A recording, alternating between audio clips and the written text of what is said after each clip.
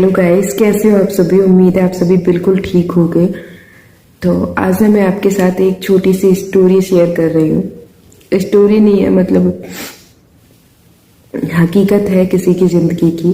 और ये मैं सिर्फ इसीलिए शेयर कर रही हूँ, जितने भी कमेंट्स आते हैं मेरे पास, हमारी शादी को 8 साल हो गए, 10 साल हो गए, हमारे बच्चा नहीं हो रहा है। तो आज एक ऐसी ही चीज़ हुई, बस मैं वहीं से ही आ रही हूँ अभी। तबीयत मेरी बिल्कुल भी ठीक हुई नहीं है अभी तक। और मेरी जो जेठानी है, मेरे उनकी शादी को ना 2009 में हुई थी उनकी शादी। 15 साल हो गए।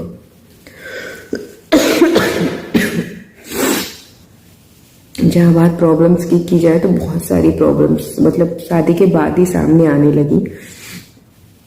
पीसीओडी निकल आया। ऐसा होता है ना, पहले कोई भी प्रॉब्लम नहीं होती, जब कंसीव करने की सोचते हैं ना, एक के बाद एक प्रॉब्लम्स आती जाती है। पीसीओडी निकल आया। पीरियड साइकिल बिल्कुल भी रेगुलर नहीं थी। इतना मतलब यूपी से हम लोग, तो उन्होंने कोई हॉस्पिटल नहीं छोड़ा, कोई दवा नहीं छोड़ी, कोई दुआ नहीं छोड़ी, कोई मंदिर नहीं छोड़ा। जो जहाँ कह देता था 15 साल में दिखा लो, वहाँ दिखाया। बहुत मतलब मिडिल क्लास फैमिली से ही है। बहुत पैसा भी वेस्ट गया। जब हम सोचते हैं ना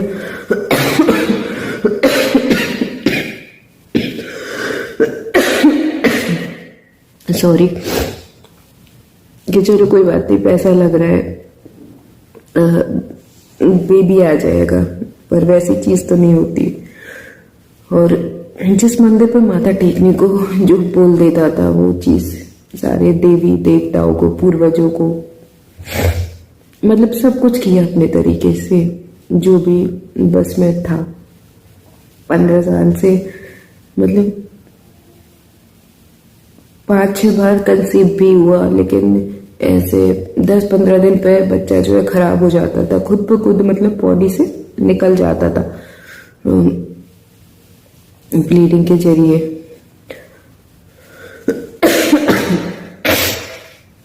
पंद्रह साल बाद आज उनकी जो है गोद भरी है, मतलब उनके यहाँ लक्ष्मी जी आई है। और ना मतलब सुन के ही इतना अच्छा लग रहा। अभी अभी जस्ट फोन आया था कि ऐसे से, लेकिन हुआ ऑपरेशन से है, पर भगवान जी ठीक रखें उन दोनों को ही, माँ बेटी को।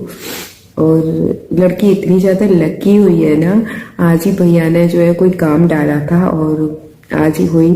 खैर घर में लक्ष्मी आई है, और बच्चे जो होते हैं ना, वो अपना क्या माँ बाप का भी भाग्य लेकर के आते हैं। मुझे इतनी ज्यादा खुशी हो रही है ना, सच में यार। एक औरत को ही नहीं, आदमी को भी, मतलब जब तक बच्चा नहीं होता बहुत कुछ सहन करना पड़ता है। और वो जो भैया भाभी है ना, उनके सपोर्ट में, मतलब सपोर्ट में क्या कहूँ, कोई भी करने वाला है ही नहीं है।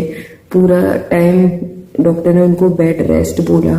और जैसे 15 साल से जब बच्चा नहीं होता है तो हमेशा डरे ही रहते हैं, तो बेड रेस्ट किया। भैया ने पूरा घर संभाला, बाहर भी अपना काम देखा।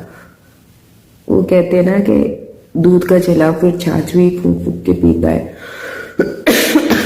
बहुत स्ट्रगल उन्होंने भी किया। इतना गंदा गंदा सबका सुनना, अरे इसके तो बच्चा नहीं होता। कोई भी अच्छी चीज होती है ना, तो उसमें जैसे कपड़े वगैरह, कोई बहू आई तो आप तुम पहन लो, इसके पहन लो, इसका साइज के तुम्हारे आ जाएंगे, अरे नहीं नहीं इसके मत पहना।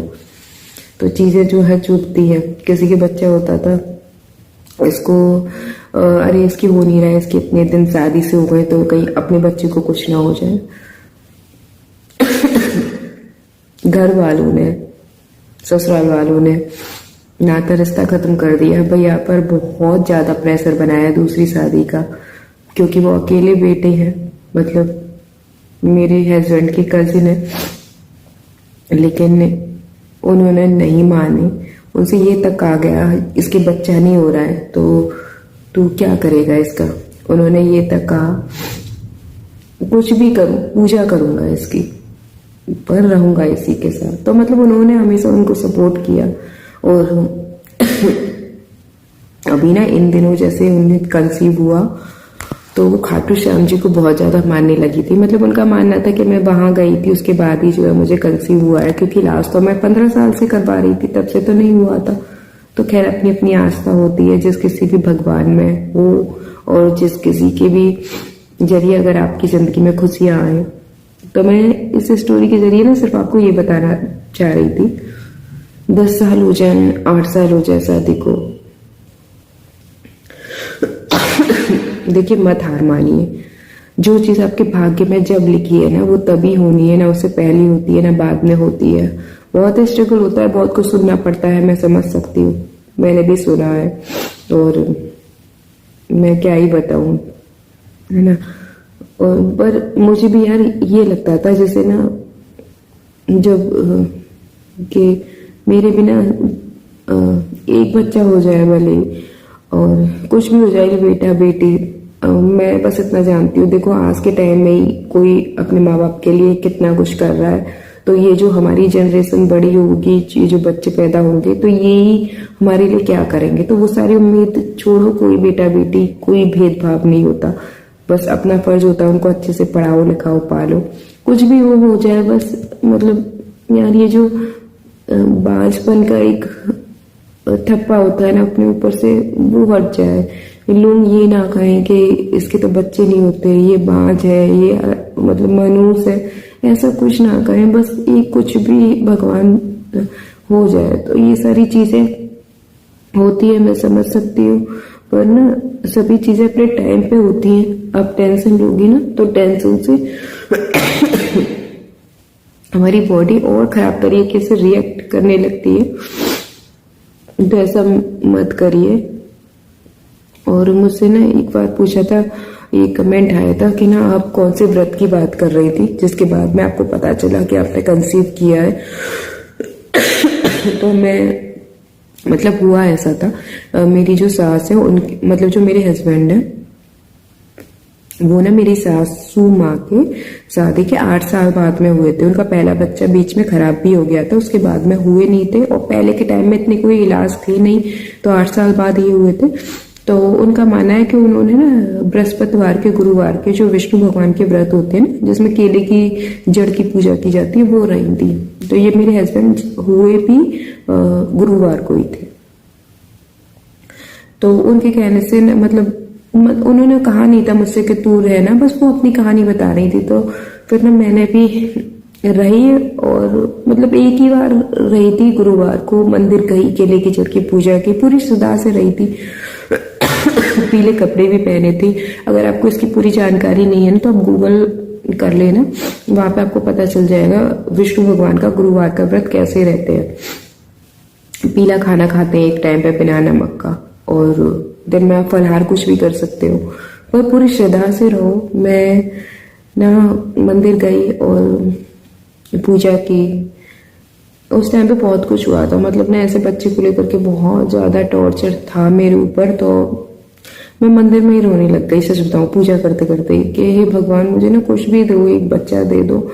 अब नहीं सहन होता, एक जो लिमिट होती है ना वो, अगर ये ऐसी जिंदगी हमारी रहेगी तो फायदा क्या है इस जिंदगी का, नहीं चाहिए। पूजा करके मैं आई, मतलब पूरे दिन व्रत रही। तो उसके बाद में ना संडे रात को, मतलब 12 बजे के बाद, 12:05 में मैंने टेस्ट किया था। मतलब सोमवार ही मान लो, बृहस्पति के बाद गुरुवार के बाद जो सोमवार आया रात को, तो मेरा जो रिजल्ट था वो पॉजिटिव था। अब ये तो देखिए कंसीव तो मैंने गुरुवार के व्रत से पहले ही कर लिया होगा, वो तो मेरा मन ये था, चाहे भगवान की कृपा थी, क्योंकि अब कुछ भी समझ सकते हैं, बस अपनी श्रद्धा होनी चाहिए। भगवान ने मुझे मतलब मेरे ऊपर से ये हटा दिया बाज होने का एक, तो यही चीज बहुत है ना।